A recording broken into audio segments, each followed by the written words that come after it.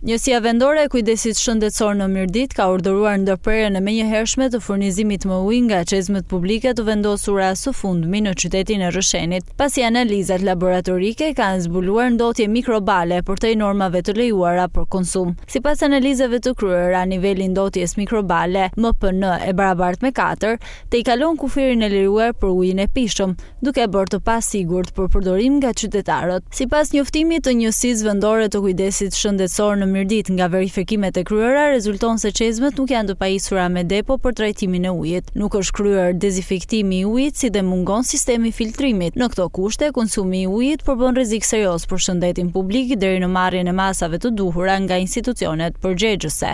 Ndërkohë, pas rezultatit të analizave, Bashkia Mirdit ka ndërprerë menjëherë furnizimin me ujë në çezmet publike të qytetit të Rrëshenit, ndërsa bëhet me dije se deri më tani nuk është paraqiten asnjë person me probleme shëndetësore në spital nga konsumi i këtij uji, por situata po mbahet nën monitorim të vazhdueshëm nga institucionet përgjegjëse.